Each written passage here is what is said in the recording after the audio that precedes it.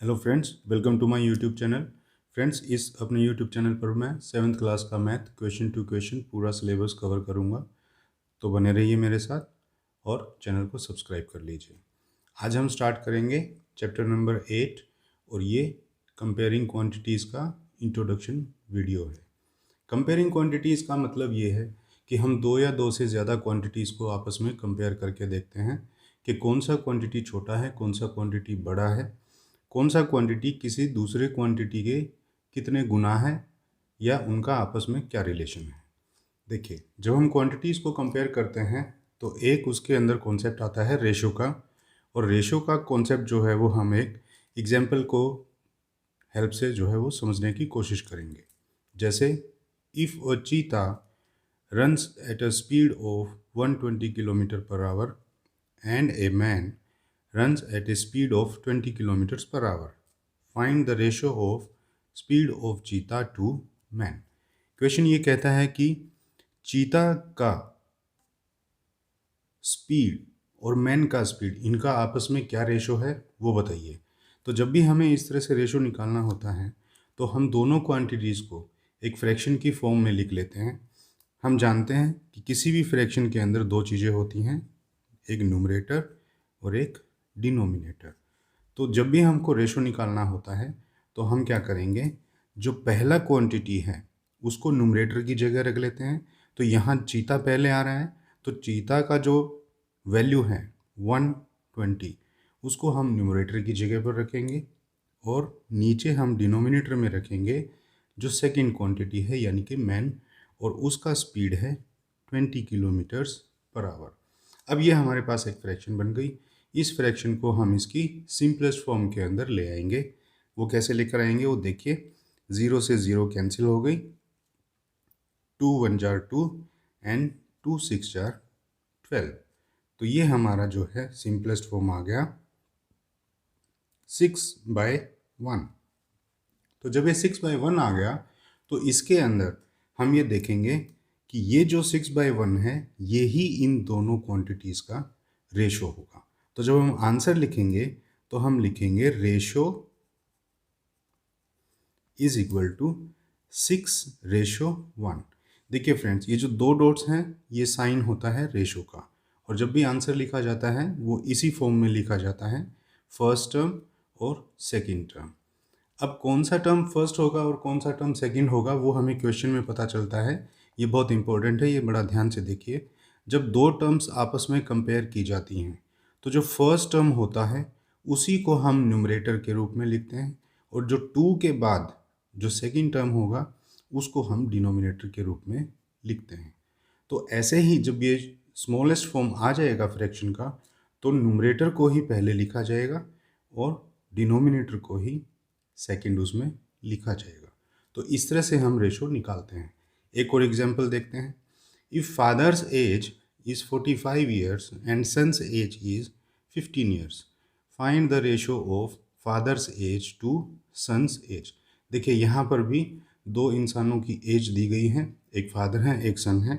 उन दोनों की एज का रेशो निकालना है, लेकिन इसमें ध्यान देने लायक बात यह है कि पहले जो है वो फादर की एज लिखी गई है और 2 के बाद जो है सन की एज लिखी गई है। तो इसको भी हम फ्रैक्शन के रूप में लिख देंगे और सॉल्व करने की कोशिश करेंगे। देखिए, रेशो फ्रैक्शन की फॉर्म में न्यूमरेटर की जगह हमारा जो है वो फर्स्ट क्वांटिटी आता है, वो है हमारा 45 ईयर्स, और डिनोमिनेटर की जगह जो होगा वो आएगा सन का एज। सन की एज है हमारी 15 ईयर्स। अब इसको इसकी सिंपलेस्ट फॉर्म के अंदर जब हम लेकर जाएंगे तो ये 5 से भी डिवाइड होगा और ये 15 से भी डिवाइड होगा। तो मैं इसको 15 से ही डिवाइड कर रहा हूँ। 15 1 जार 15 एंड 15 3 जार 45। तो हमारा सिंपलेस्ट फॉर्म आ गया 3/1। यही हमारा आंसर होगा। हम रेशो लिख करके, ratio of father's age to son's age is equal to 3:1।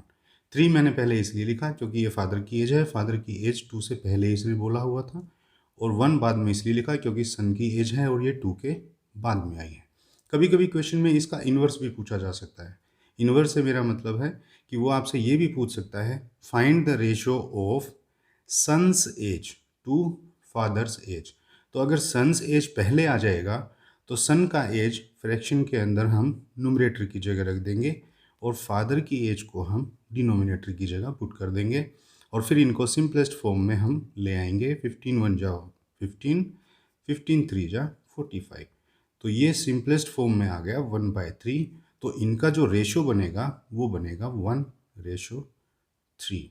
अभी देखिए, यहाँ पर 3:1 आ रहा था, यहाँ पर 1:3 आ रहा था। ये दोनों इंटरचेंज इसलिए हो गई क्योंकि ऊपर स्टेटमेंट जो है वो इंटरचेंज हो गई। तो इसी तरह से याद रखिए, जो फर्स्ट क्वांटिटी है उसको न्यूमरेटर की जगह और वो रेशो में भी पहले लिखा जाएगा, और जो 2 के बाद की जो क्वांटिटी है उसको डिनोमिनेटर की जगह रखा जाएगा और रेशो में भी उसे सेकंड टर्म पर ही रखा जाएगा। इसके बाद आपके इस चैप्टर के अंदर एक दूसरा कॉन्सेप्ट है परसेंटेज, वो भी आइए हम देख लेते हैं। परसेंटेज, परसेंटेज का मतलब होता है कि हम 100 में से कितने क्वांटिटी की बात कर रहे हैं। देखिए, परसेंटेज वर्ड बना है परसेंट से। परसेंट जो है भी खुद 2 वर्ड से बना है, पर और सेंट। पर का मतलब होता है ईच और सेंट का मतलब होता है 100, यानी कि प्रत्येक 100 में से कितने। फॉर एग्जाम्पल, आपका एग्ज़ाम होता है और आपके मार्क्स आते हैं, मान लीजिए 80 मार्क्स आते हैं, और आपका टोटल एग्ज़ाम हुआ था 100 मार्क्स का। तो इसका मतलब है, टीचर आपको इसी तरह से लिख करके देता है, इसका मतलब ये है आउट ऑफ 100 80 मार्क्स आपने स्कोर किए। तो ये जो टोटल मार्क्स हैं ये हमेशा नीचे लिखे होते हैं डिनोमिनेटर के रूप में, और ऊपर लिखा हुआ होता है जितने मार्क्स आपने ऑब्टेन किए हैं। अब अगर आपका परसेंटेज हमें निकालना हो तो हम इसी तरह से करेंगे, 80 डिवाइडेड बाय 100 मल्टीप्लाइड बाय 100। अगर यहाँ 100 की जगह कुछ और भी होता तो वही लिखा जाता, लेकिन यहाँ मल्टीप्लिकेशन में हमेशा 100 ही आएगा। तो देखिए, अगर इसको भी हम सिंप्लीफाई करें तो 2 0 से 2 0 कट गई और यहाँ आंसर आ गया 80। अब ये सिर्फ 80 नहीं है, अब ये 80%। इसका मतलब ये हुआ, आपने जो मार्क्स स्कोर किए थे 80, वो 100 मार्क्स का 80% है। तो इसका फार्मूला बड़ा सीधा सा है। अगर इसको हम हिंदी में भी लिखना चाहें तो हम बिल्कुल सीधा सीधा इस तरह से लिखेंगे, परसेंटेज इज इक्वल टू, जितनी क्वांटिटी का परसेंटेज निकालना है और टोटल जितना हमारा क्वांटिटी था वो मल्टीप्लाई बाय 100। इनके अंदर हम वैल्यूज़ पुट कर देंगे। देखिए, 80 का हमको निकालना था, वो जितने की जगह लिखा, और टोटल जितने में से था वो 100 था। मल्टीप्लाई बाय 100 करके हमने जब इसको सॉल्व किया तो 80% आपका आंसर आ गया। इसको देखिए, हम एक एग्जाम्पल के थ्रू समझेंगे। If number of girls and boys in a class are 24 and 36। अगर किसी क्लास के अंदर लड़कियों की संख्या 24 हो और लड़कों की संख्या 36 हो, तो बताइए, find the total strength of the class. Class का टोटल स्ट्रेंथ कितना होगा, and percentages of girls and boys. और उसके बाद हमें परसेंटेजेस भी निकाल के दिखानी है कि बॉयज़ की संख्या का परसेंटेज कितना हुआ और गर्ल्स की संख्या का परसेंटेज कितना हुआ। तो देखिए, सबसे पहले इस क्वेश्चन के अंदर 2 क्वेश्चंस हैं अपने आप में। एक तो ये है कि find the total strength of the class. अब ये तो बहुत ही ईजी है, किसी भी क्लास के अंदर गर्ल्स होंगी या बॉयज़ होंगे। अब हमें दोनों के ही नंबर्स दे रखे हैं तो हम टोटल स्ट्रेंथ निकाल लेंगे। टोटल स्ट्रेंथ निकालने का क्या तरीका होगा, दोनों को हम प्लस कर देंगे। दोनों को जब हम प्लस करेंगे तो 24 गर्ल्स हैं और 36 बॉयज़ हैं, तो total strength of the class आ गई हमारे पास 60। अब वो हमसे अलग अलग परसेंटेजेस पूछ रहे हैं, गर्ल्स की कितना बना और बॉयज़ का कितना बना। तो देखिए, गर्ल्स परसेंट, यहाँ जो फार्मूला हमने पढ़ा कि जितने का परसेंटेज निकालना है, तो गर्ल्स की संख्या कितनी है 24, और टोटल जितने में से निकालना है, टोटल जितना क्या है हमारा स्ट्रेंथ 60 मल्टीप्लाइड बाय 100। अब देखिए, इसको हम सिंप्लीफाई कर लेंगे। 0 से 0 कैंसिल हो गई, 6 1 जार 6 एंड 6 4 जार 24। तो आंसर आ गया 4 इंटू 10 इज इक्वल टू 40। ये 40% है। इसका मतलब ये हुआ कि लड़कियों की जो संख्या है 24, वो टोटल स्ट्रेंथ का 40% है। उसके बाद बॉयज़ की हम निकाल लेंगे, बॉयज़ परसेंट। तो बॉयज़ की जो संख्या है वो है 36, टोटल हमारी जो क्लास की संख्या है वो है 60 मल्टीप्लाइड बाय 100। इसको भी सिंप्लीफाई कर लीजिए, 0 से 0 कट गया, 6 1 जार 6 एंड 6 6 जार 36। तो 6 मल्टीप्लाई बाय 10 अगर हम करेंगे तो ये आ जाएगा 60%। इसका मतलब ये है कि टोटल 60 बच्चों की क्लास में लड़कों की संख्या जो कि 36 है वो 60% बनता है। 60% किसका? 60 बच्चों का। तो इसी तरह से हमारे एग्जाम के अंदर क्वेश्चंस परसेंटेज के आते रहते हैं। इसी परसेंटेज से रिलेटेड वो इसी एग्जाम्पल में एक क्वेश्चन और आपसे पूछ सकता है, वो है इस तरह से।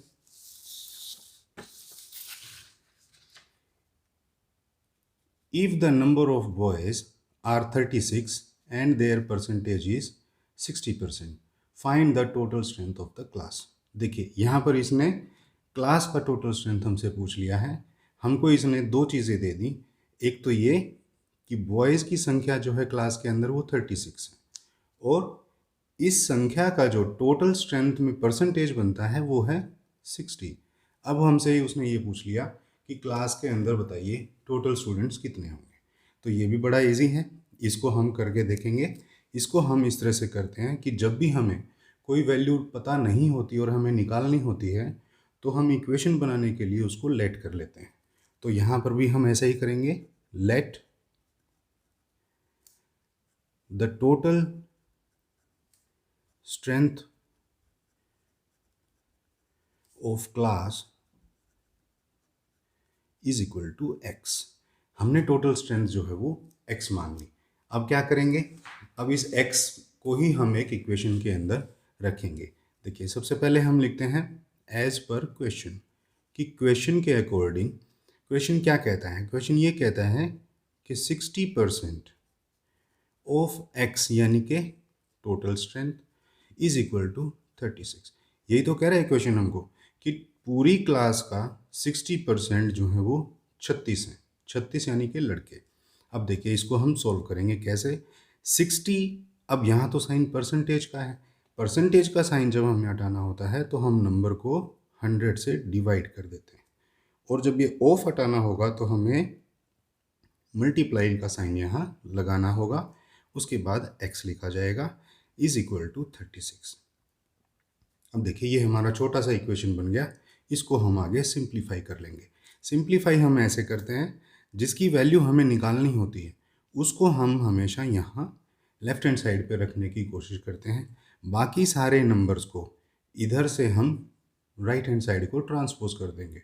और ट्रांसपोज करने का रूल ये होता है कि जो नंबर डिवीजन में होता है वो इधर जाके मल्टीप्लिकेशन में हो जाएगा, और जो नंबर इधर मल्टीप्लिकेशन में है वो इस तरफ आकर के डिवीजन में आ जाएगा। तो देखिए 36 तो पहले से ही था, 100 यहाँ डिवीजन में है तो इधर आकर के मल्टीप्लाई हो जाएगा, और 60 इधर मल्टीप्लिकेशन में था तो इधर आकर के डिवाइड हो जाएगा। अब देखिए 0 से 0 कैंसिल हो गई, 6 1 जार 6, 6 6 जार 36। अब ये 6 मल्टीप्लाई बाय 10 हो करके x is equal to 60 answer हमारा आ गया। तो x क्या था? x हमने मानी थी टोटल स्ट्रेंथ ऑफ क्लास। तो आंसर लिखेंगे हैंस total strength of class, total strength of class is equal to 60 students. कि टोटल स्टूडेंट्स जो हैं वो क्लास के अंदर 60 हैं। तो इस तरह से हम परसेंटेज के क्वेश्चंस को सॉल्व करेंगे। उसके बाद एक छोटा सा टॉपिक आपके एक्सरसाइजेज के अंदर और इन्होंने कवर किया है, conversion of fraction into percentage. आपको कोई फ्रैक्शन दे दिया जाएगा, उसको बोलेंगे कि इसको परसेंटेज के अंदर कन्वर्ट कीजिए। तो इसमें हमें कुछ ज़्यादा मुश्किल नहीं है, इसको हमें सिर्फ 100 से मल्टीप्लाई कर देना है और इसको सॉल्व कर देना है। देखिए 5 1 जार 5, 5 2 जार 10 और ये 0 इसके साथ ऊपर आ गया। तो 4 multiply by 20 is equal to 80। 80%, यहाँ पर परसेंटेज का साइन हमें लगाना होगा क्योंकि हमने यहाँ एक फ्रैक्शन को परसेंटेज के अंदर ही कन्वर्ट कर दिया है।